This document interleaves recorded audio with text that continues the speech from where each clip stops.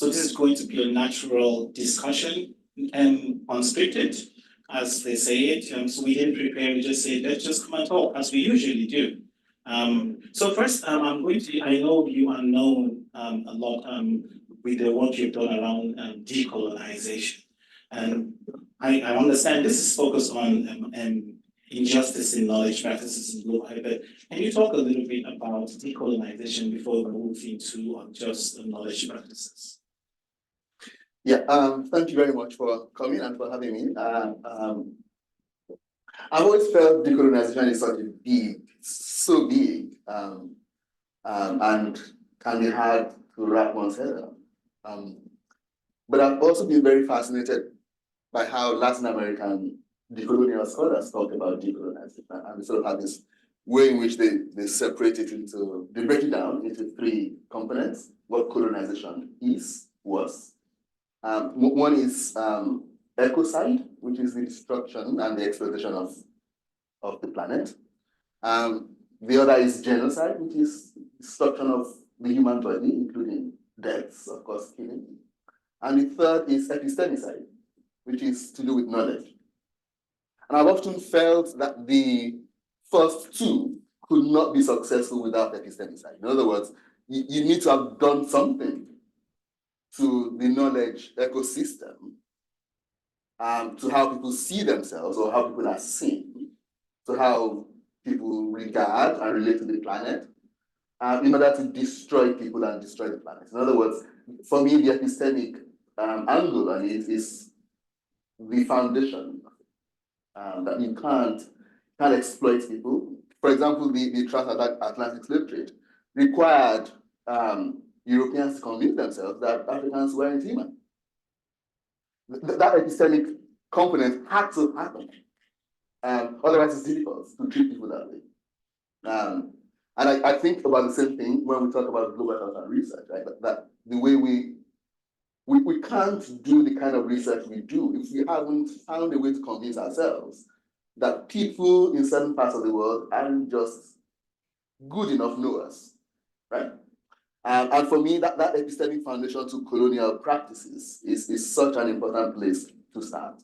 Because once you can figure that out, it's easier to figure that out. So decolonization is big, but I start from a place where I think is more foundational than that, with the hope of getting to the others.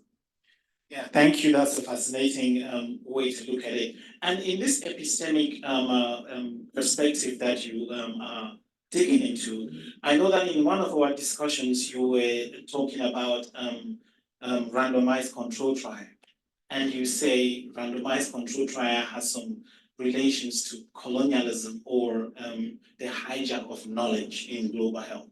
Do you want to talk more about that? Okay. I don't like RCTs or complex interventions, right? So let's keep that statement, and then we go, and then we work our way back to that place, right?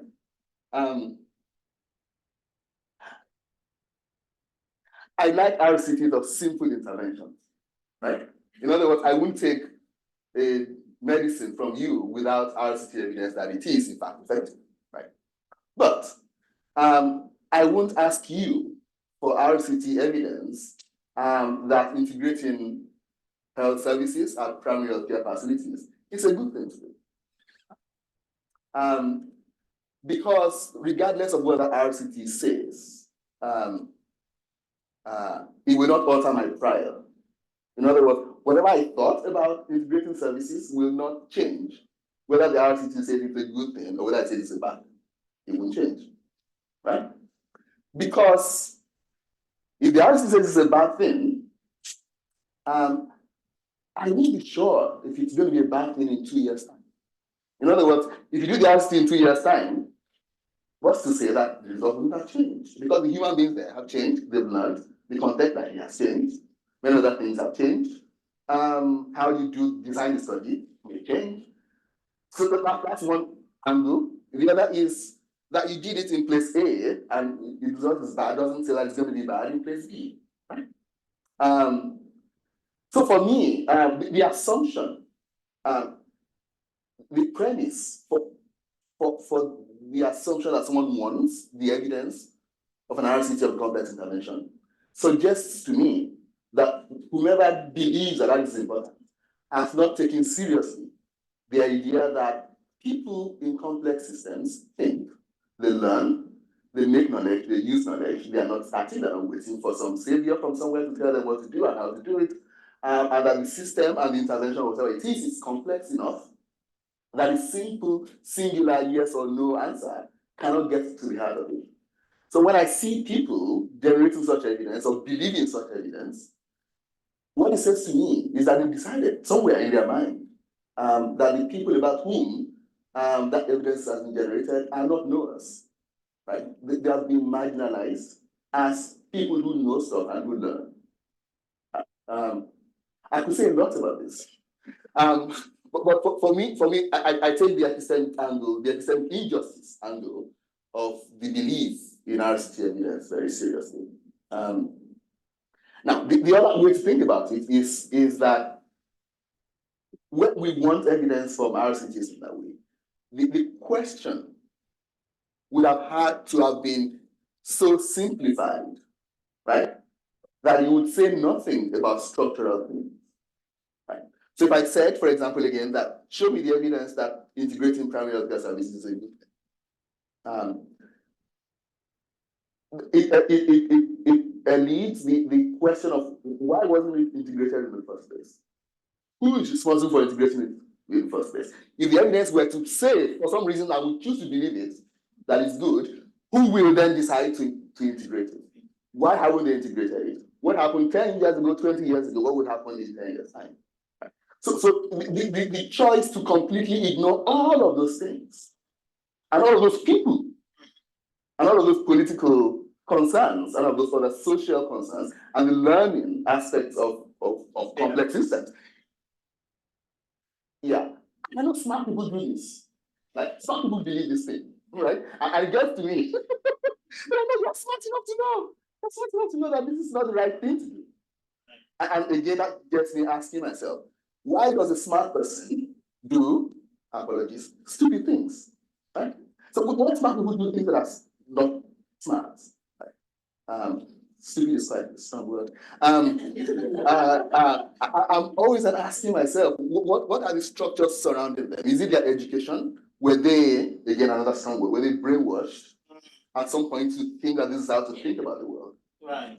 Or is it that their promotion, their ability to get a paper in the Lancet, etc., depends on them doing this? RCT. Yeah, an RCT. And there's a really, really silly one. I'm going to stop now after this. There's a really silly one in the Lancet, I think it was last year or 2 years ago, which was a trial to show whether giving people with TB food will, you see how silly it sounds, right? Whether giving people with TB food will make them healthy. Now, we've known this for at least 100 years. For at least 100 years, we've known that TB is a disease of poverty, right? When people are in poor, they're fine. The RCT showed that. If it showed that it didn't work, it would alter my prior, right? You didn't need to do that. And whatever made you feel like you needed to do that, it's worth questioning very deeply, because I think there's something evil or at least unjust at the heart of it. Sorry, I went for a long time and I was impassioned, but it's a very important question. Okay. Okay.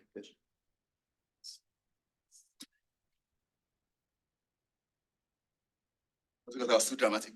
No.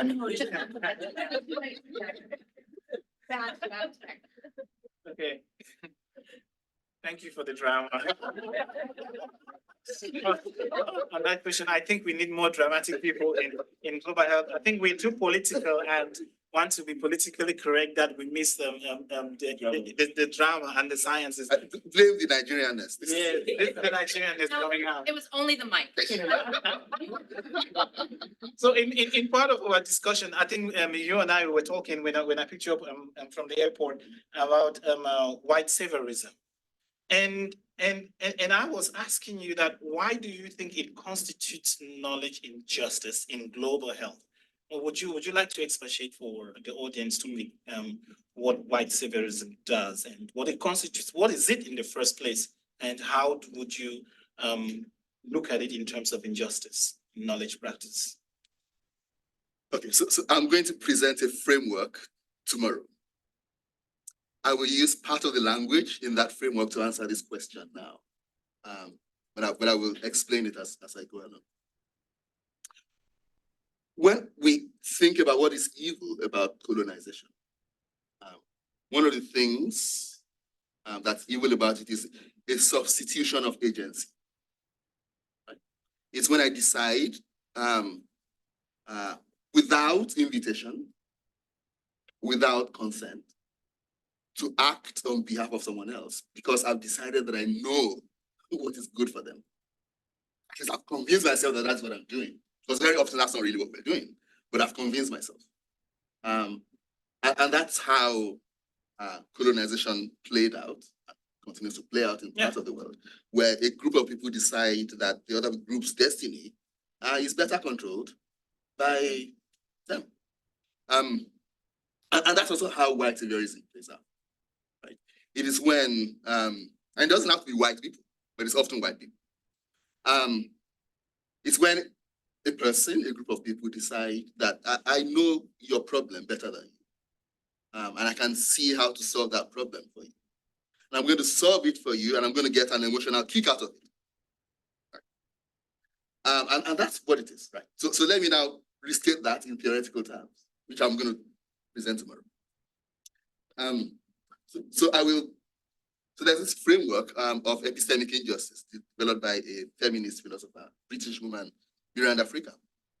And she has two types of epistemic injustice. One is testimonial injustice, and the other is hermeneutical injustice. And I change the word hermeneutical to interpretive because really hermeneutical is all over the place. Yeah. Now, so when I decide that I know better than someone else how to solve their problem, I'm also saying, in essence, that their credibility as a knower is diminished. In other words, I don't trust what it is you may know about your problem or the solution to. So I'm visiting upon them a form of testimonial injustice, right? Which occurs when you sort of say a person has a credibility deficit. Yeah. Now, so that credibility deficit can be visited upon a person or a group of people in their role as people who may speak for themselves. Right? It may also be visited upon them in their role as people who may be deemed a worthy audience of knowledge generated, say, about them. First, let's go back to RCTs. I've just remembered something I should say about RCTs. Now, one of the problems with RCT also is that the knowledge is not generated for the people in that system. It's been generated for some outside entity who wants to know something in the simplest, most dehumanizing forms possible. Because if I'm trying to fill the knowledge gaps of people in a particular system, I will speak a different language to them. And the kind of evidence and knowledge I will be generating to fill their knowledge gaps will be different from some yes or no simple thing. I almost said PS there, but I didn't. So that's one of the things that's wrong about RCT is that it's generating knowledge for the foreign gaze. It's an entity at a distance who wants to know something very simple. Now, let's come back to white saviorism. Now, so you have that credibility deficit upon the person in their position as someone who may speak for themselves, but also as someone who may be a worthy audience of knowledge about themselves, right? Like, this is what I think. Might they be the person that will check it with, whether it is valid or not, whether it makes sense or not? Might their contribution change how I think about what it is I'm trying to do? In white saviorism, that doesn't happen. So you have credibility listed upon the people in their role as both a speaker and as a hearer. Now, the other form of epistemic injustice, which is called interpretive injustice, is when the way that a person or a group of people make sense of their reality is discounted. Right. So again, this group of people may frame their problem completely differently. Maybe be a different problem, maybe a different understanding of it, right? But this person who has come from somewhere else has decided that your problem is integrating primary healthcare services, right? Not the fact that the roads aren't good, or not the fact that the teachers aren't being paid salaries, not the fact that there is structural adjustment program that's decimated the primary healthcare system, right? So you have that, again, that the framing is almost, your power to frame your own reality is taken from you. Right. Again, that is interpreting injustice in your role as a speaker. Now, your role as a hearer is also how, when there's white saviorism, it demands of you to be grateful, right? Because the person is doing it to get a key. Right? Yeah. So you can't even speak in complaint. Yeah. You can't. Oh. You have to say thank you very much. Yes, there are evidence. Yes, you have to say thank you. Now, and in saying thank you, they also then believe that they've done the right thing. Right. And then you have this self-reinforcing loop, which is a lot of global health. Yeah.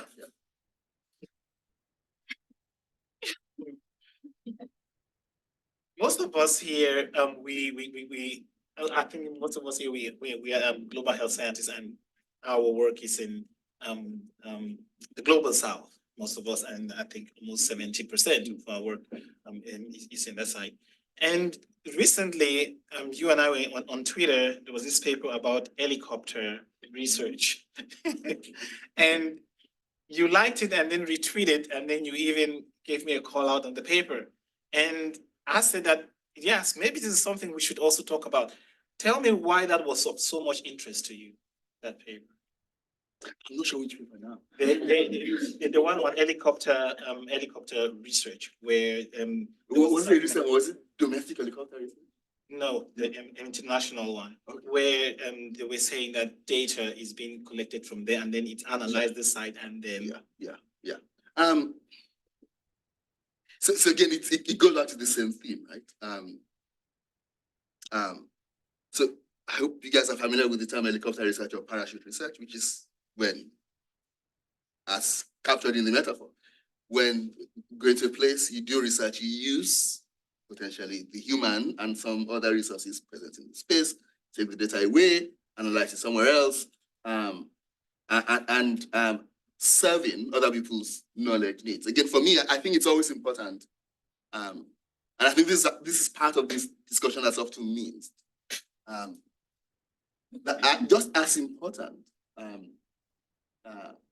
as it is to be fair in how you do the research, it's also important that you are fair in whom it is directed to as audience. Right? So again, the research is set up unfairly in the sense that you extract, take the data away, answer questions that is not the question of the people in the space where you took the data. But you do it in a way that, of course, serves you and serves your career and serves the needs of some other entity, USAID, the Gates Foundation, someone who wants to hear something. Now, for me, what is harmful about that is that extraction, again, that taking away, that theft, really, of knowledge of data, and not regarding the people who are in that space, and what they want to know, what the questions that they care about are, and how you are fair in how you distribute the resources that you have brought with you into that space. Right. And it could be resources to do with the capacity to analyze the data. Right. It could be resources to do with infrastructure to make the research happen. It could be resources to do with authorship and the ability to actually author. So there are different ways to think about the resource that ought to be shared equitably and fairly. But for me, it begins, number one consideration is, where has the question come from? Who wants to know? Who wants to know the answer? Who is asking for the answer to the question? And for me, if we haven't sorted that bit out, everything is downstream from there. Yeah. Right? Everything is downstream from whose question is it? Who wants to know? And I think, and I say this as someone who cares deeply about authorship, fairness, and equity. Right? But I also am very keenly aware that you can have the most equitably appearing authorship distribution, but the question is someone else's question. Right? So I'm interested in the hardware, measurable component of that equitable distribution of authorship, etc. But far more important for me is whose question is it? And that is harder to get at. I think we love authorship, in part because we can measure it, we can put numbers to it, and numbers have always been compelling in how unfairly distributed they are. And I care very much about winning without winning. You can get that distribution right, but you don't want the battle. Right. And I want to win the battle. I cannot end this discussion without referring to the racism paper in Lancet. So the colonialism one. The colonizing paper. Yeah. I know there's a lot of history behind that paper that I'm aware of. I will not declare publicly, of course.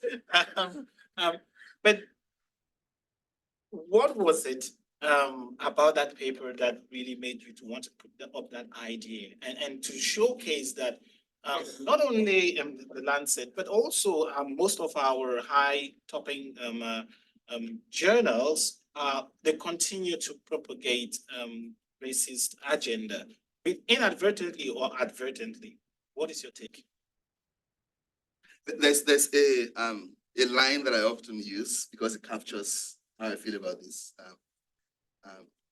and it is that the BBC cannot do for Nigeria or Australia what it does for Britain. Neither can the BMJ. There's a sense in which we function as academics in global health as if that statement wasn't true. And it is true. That the platform, that the function of a platform is to serve to connect a space to more of itself.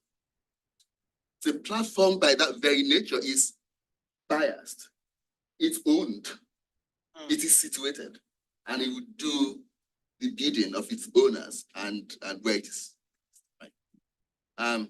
Which again goes back to this idea of the foreign gaze, right? That if I do a study in Nigeria and the primary purpose is to impress someone in London, I've already failed.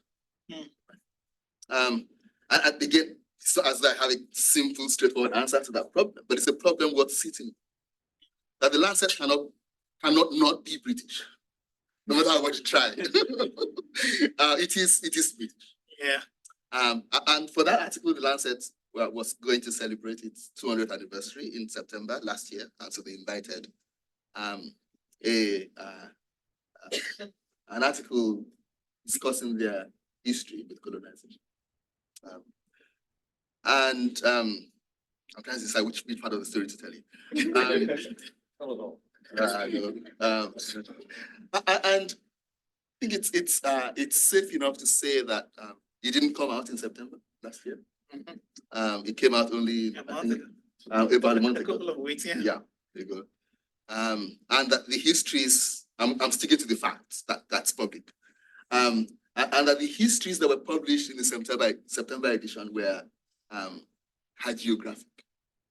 They were histories that flattered the Lancet. And it wasn't a surprise when we saw that ours, when we knew that ours was going to come out in September, but we looked at the ones that came out in September. The Lancet is such a great journal. Yeah. That's what I would say. Yeah.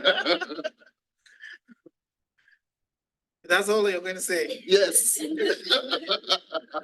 He said that's all he's going to say. So we're going to move up to the second session. I think our 30 minutes are up. James, yes, please.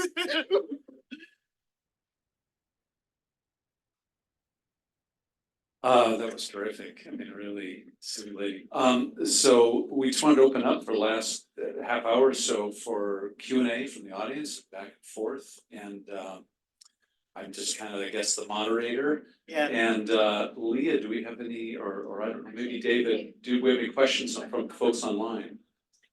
Oh, I'll look up your phone. Okay, so we're open to questions online as well. Don't direct your questions to me. You can ask Ferdy questions. He's got things to say. Any thoughts? Yeah, please. Thank you. That was super interesting. And I wish I could have picked you up at the airport and I guess a couple things. I have a couple questions, but I'll try to just ask one. How does it look different? You know, what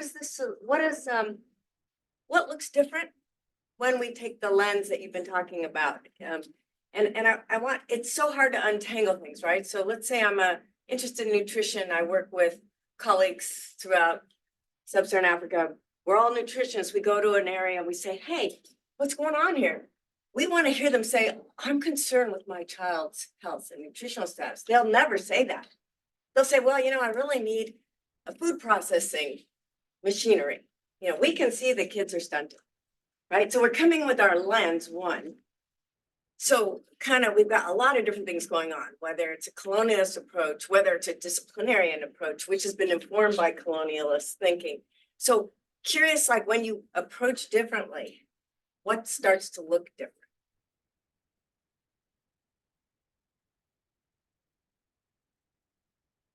Within every space, wherever you go, where there's a problem, there are people in that space who are trying to solve that. They're not always visible. They're often not the first people we go to when we enter that space. They may not be the powerful people who we know, or even the academics in that space. Because in fact, to be academic is in some sense to be powerful.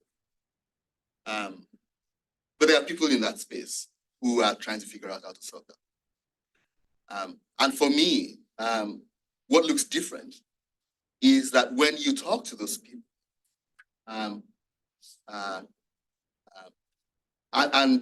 the primary goal of your effort is to help them do a better job if they need you to solve that problem, then it's different. That's what is different. Now, and the reason why I asked Freddie earlier about, there's also an article about domestic helicopter research. And for me, I don't separate those two things, as I've just sort of alluded to in my answer to you. That as a Nigerian, I know that if I were to speak to certain kinds of Nigerians, they will not say anything different from someone in London. Right? Because of how they are situated and their personal history. Right? And in fact, if anything at all, they will tell me what the World Bank will pretty much exactly want them to tell me. But if I were to talk to other kinds of Nigerians, situated differently with different personal histories and different experiences of that same problem, then it's a different articulation and a different interpretation, and a different way of thinking about the solution to it. Now, there are many instances in which those people have not had the political education to know that it is their right to make demands and to fight the government and to push for change. And our job may be to help them see that. Because again, we have to remember that in those spaces, the people who run the space have a stake in making them think that they are their own problem. Right? Or that the people running the space have no responsibility for them. So sometimes that's our job. And again, that becomes different in that sense. It could be different in the political sense, but also in the technical sense. And for me, that's how I think about it. Yes, please. So I'm curious, in your role as editor-in-chief, you kind of functionally were a knowledge gatekeeper in a way. So I'm curious what you learned from that experience of witnessing, I think firsthand, maybe seeing the knowledge gatekeeping from a journal perspective. I was powerful. It's nice to not have that anymore. I feel free. It was for me something that I don't think is controversial to say is that I don't think there had been any non-white person, in fact, maybe non-white male person, occupying a role such as that. It's been rare that it was really a woman. Let's talk about non-white person. Things are changing. So it was a responsibility. I took it as a responsibility to do my best to gatekeep in a way that emphasized a different kind of interpretation, a different kind of set of knowers, a different kind of concerns than had been dominant as a discussion in the field. In terms of research papers, and as I was describing earlier, there's only so much an editor can do. You can only, for the most part, especially with research papers, deal with what you've been served. Right? I sort of look at it like, what can you publish? It's easier to invite commentaries and, but for research, you have to deal with what you're served. And still, you find that the kinds of papers that are sent to a journal such as BMJ Global Health are those that have been written for the distant foreign gaze, right? And you then have to sort of see what, among these, which are the least harmful. So there's that sort of category of considerations. But it was also my job to give platform to methods and questions that you could tell as close as possible to the people in the spaces where the knowledge had been generated. And again, it was unusual. I mean, before then, even up until now, part of what we said in the Lancet colonialism piece was that the Lancet has hardly ever published a qualitative study. Like, we could not find, it's hard to prove a negative, so we didn't say none, but we couldn't find any. As much as we searched. And that says a lot, right, about the platform that chooses to privilege a certain kind of knowledge and method. So part of what I had to do in that role was also to ensure that we were agnostic about method, but more about the question and the rigor with which it's been answered, and how attentive it's been to the realities of the people that it's seeking to serve. Now, there are methods that do that better than others. But I try personally to not prejudge a method, that the method is as good as the person using it. If you use it really well, you've done it well. If you do it badly, you've done it badly. We actually have a question from the online audience. Yeah, so firstly, thank you for speaking today. And wonder if you can point to any organizations that are doing a better job or at least making progress, in your opinion.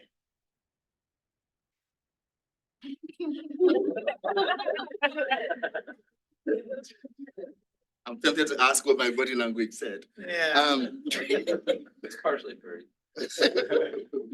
Okay. I won't.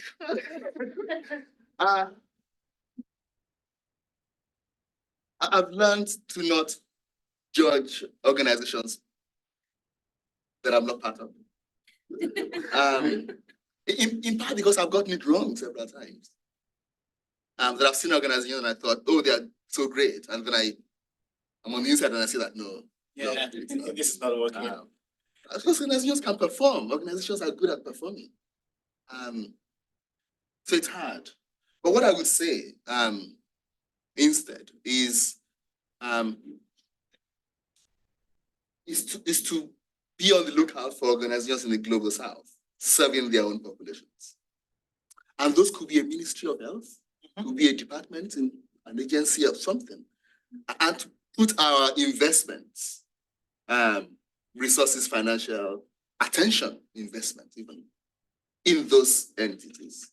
Because there's only so much you can achieve from a distance.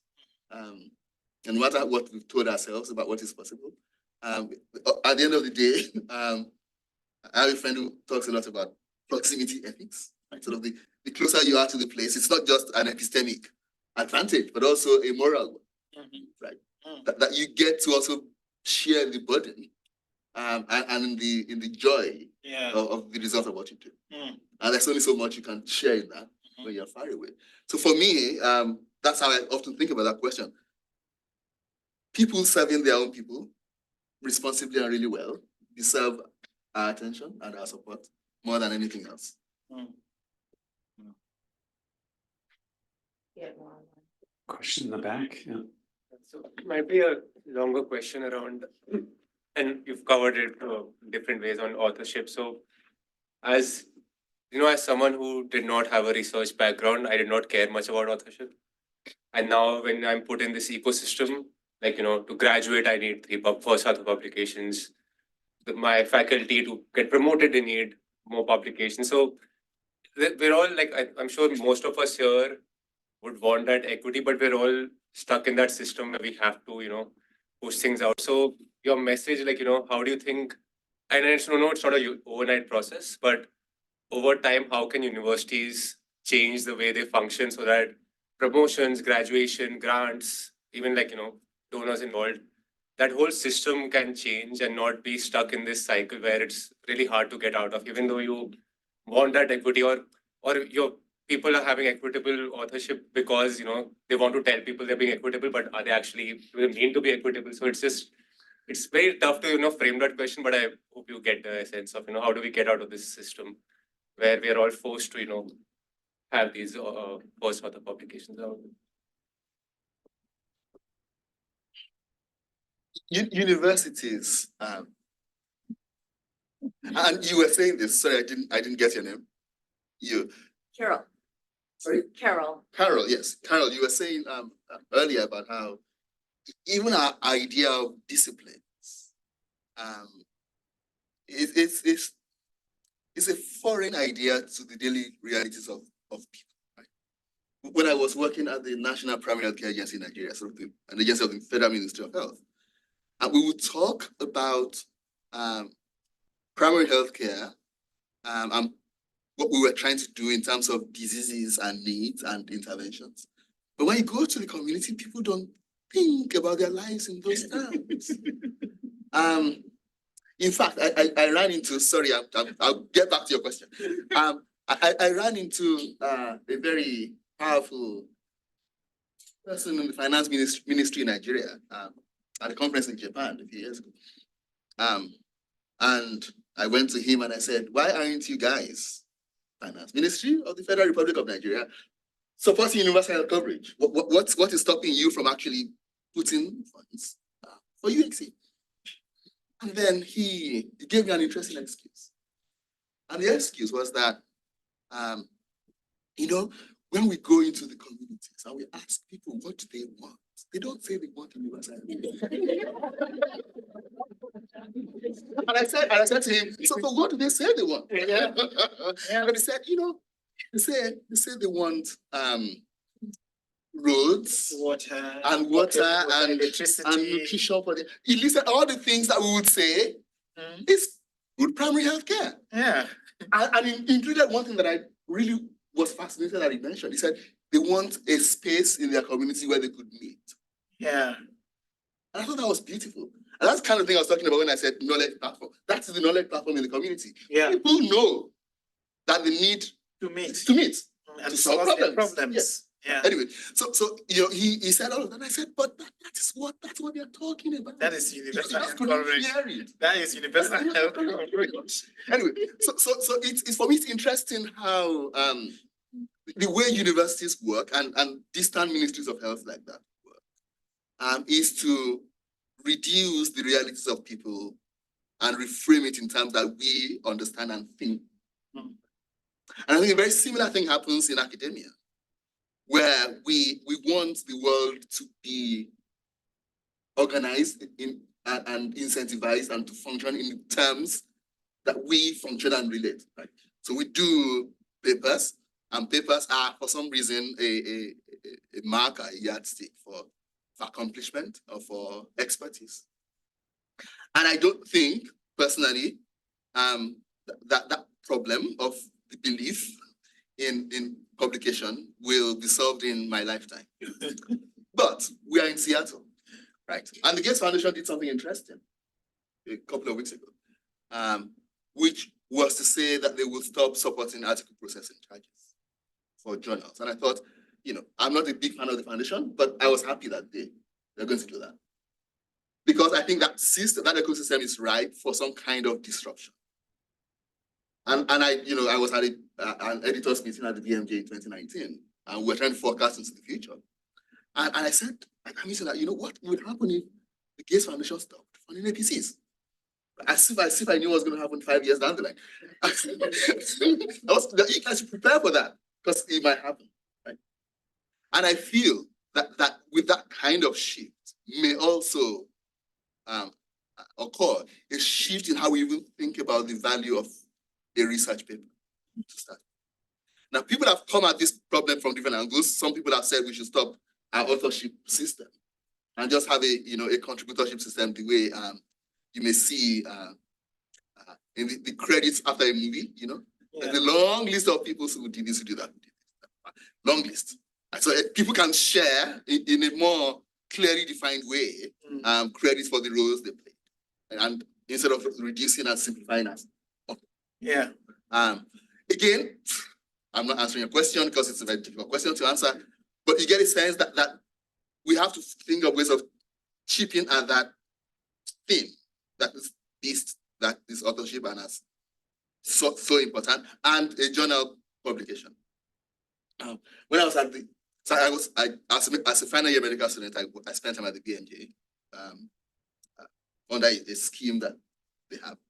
Anyway, at the time, there was an interesting discussion going on as to whether journals should get out of the business of publishing research. And the editor-in-chief at the time, Richard Smith, took that idea very seriously. Of course, it hasn't played out. But I think another way of, because it was also when the internet became such a big platform for journal publication, and it became pointless to remain in the format, in the pre-internet paper format, which is what we still do till tomorrow, as if the internet never happened. It's a strange thing, academic publishing. And what would it look like if journals stopped publishing research papers, just published editorials and commentaries and debates and reflections and things like that, like a magazine? And we just had big repositories, some global, some regional, some national, where people publish their research and then their colleagues read and comment, and they're able to upload an improved version. And one of the reasons why I'm happy about what the Gates Foundation did is that may take us closer to that. I suspect we may end up there, maybe 5 years down the line. And feel free to quote me because I think I'm predicting again. There's one online question. So from Asianto Diallo, I'd love to hear about from Dr. Seye about his personal reflections of speaking out against colonialism and racism while working within power structures. How does he navigate relationships and colleagues and maintain his peace and stay on purpose?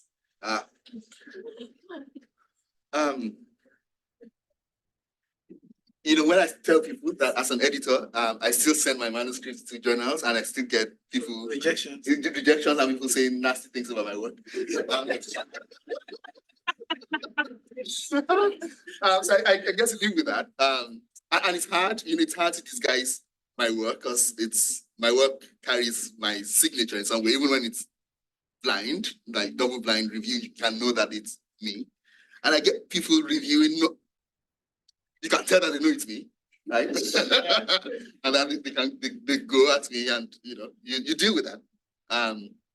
So that's one of the places, one of the secret spaces where that plays out, that you get people who want to give you a piece of their mind. And they can't give you in person, but they give you in the handled space of peer review. I remember this story. Yeah, I tell you stories.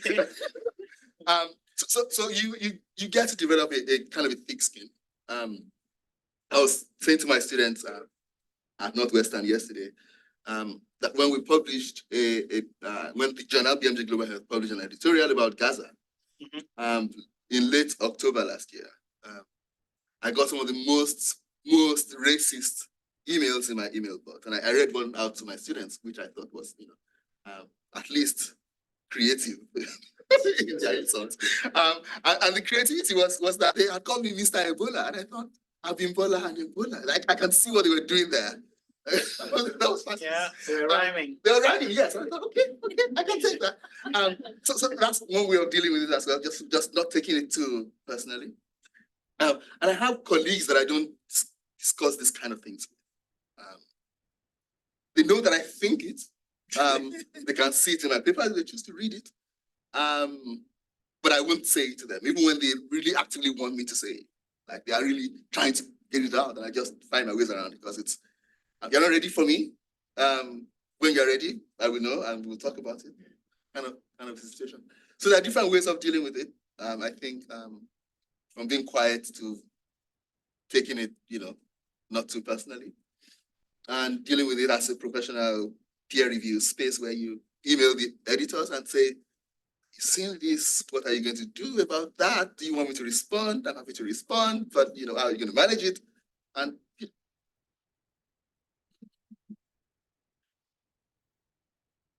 Please. Thank you, Shay. Just following to Akash's question, very simple. So for global health masters or PhD students, what's your advice in terms of way forward for us to think about in thinking about epistemological injustice and what you just mentioned? Yeah. Be concrete, like practical. if you have the power, and I know not every doctoral student has the power to decide what their topic is and what their question is, but if you do, try and find a question that the people who matter want answers to.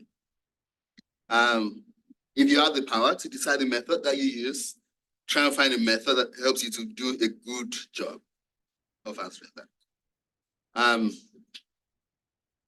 There are, I feel,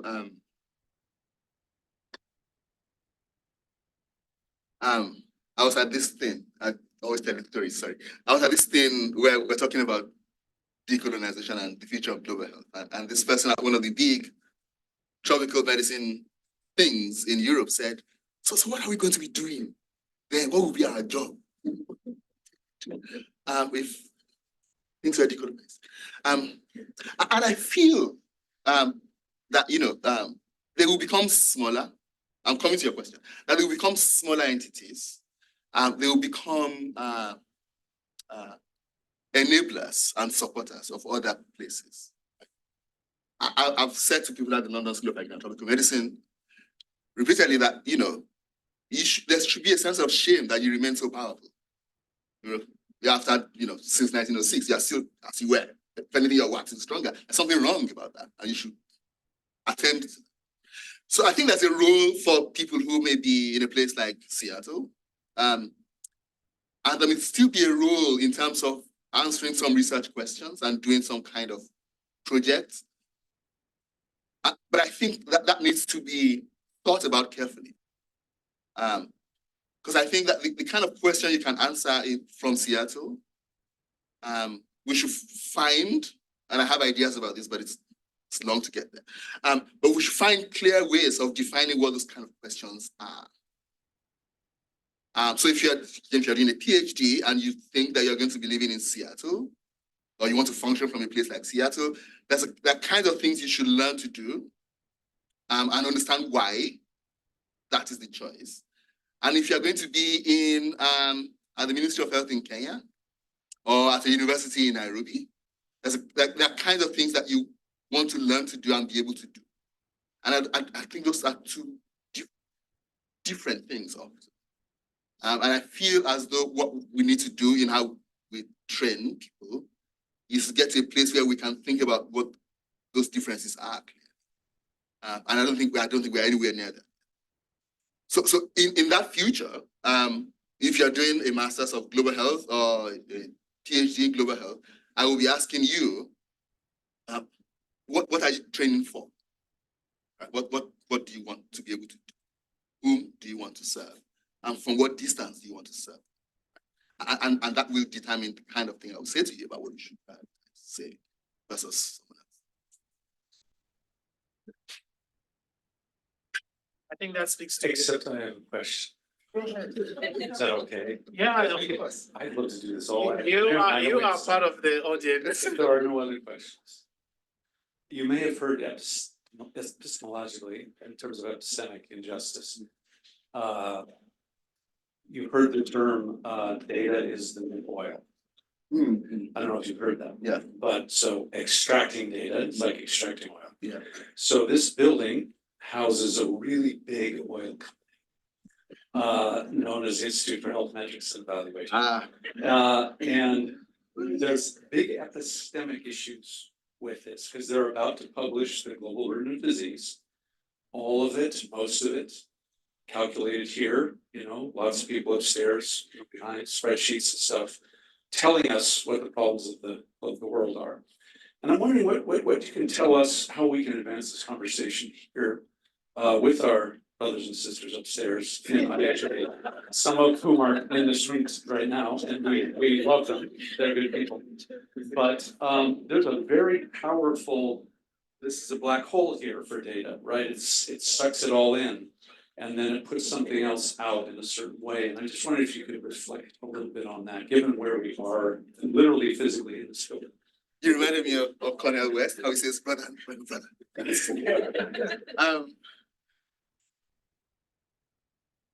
I think the big one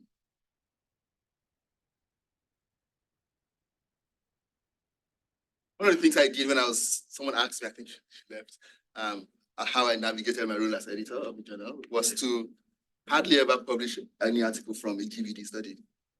Now I can say it publicly. I couldn't say it publicly before I was editor. I can say it. I just didn't. And you can check the journal. After, I think from 2020, no GBD study. And the reason for that was that one of the things colonization did and does is to tell a people that whatever it is they think they know about themselves is not true. Or, however they may find out information about themselves, it's not valid. And one of the things that the GBD study does a lot is in its method of imputing and figuring out how to fill in gaps in data, decides what other people should know about themselves. I know, certainly because I talk to many people, that one of the things that the Gates Foundation did, because it has the GBD, was to stop funding projects that will build data systems in countries. In fact, I'm aware, certainly, of one instance in which that was written as the reason why a grant wasn't funded. That we have IHM, we have GBD, we don't need to build this. And that for me is a big sin. Like it's proper. That's what is colonial. That is really problematic, right? That people need to have knowledge platforms that allow them to learn from and about themselves. And whatever it is that is done in Seattle should be remotely secondary to that. And if what is done in Seattle replaces that and becomes the primary way in which a group of people can know about themselves, then that's what colonialism is. What it is. So I think for me, that is the part of the GBD that gets to me the most. Apart from the fact that an entity like this should be housed at the WHO. I don't understand. I know, but I choose not to understand it. The rationale behind it being in a place like that. It shouldn't be here. And again, you see, we can complain about WHO forever, and I do. But it is a governed space. Yeah. This is not a governed space. Governed in terms of the real stakeholders having a role in deciding how things really function. And I'm willing to bear the trade-off, the inefficiency, right, of a WHO running this versus the efficiency of a Gates Foundation running this. I'm willing, and I'm sure that many people in the world are willing to do the same. For me, those are some of the problems. And I hope the day comes soon when this no longer exists, especially the GBD study. I think the GBD study, that the money spent on it should be spent on building data systems. And we will get far better returns on whatever it is we think the GBD study does than when spent on doing the GBD. Because the people need to know about themselves from themselves, primarily. Everything else is secondary to that.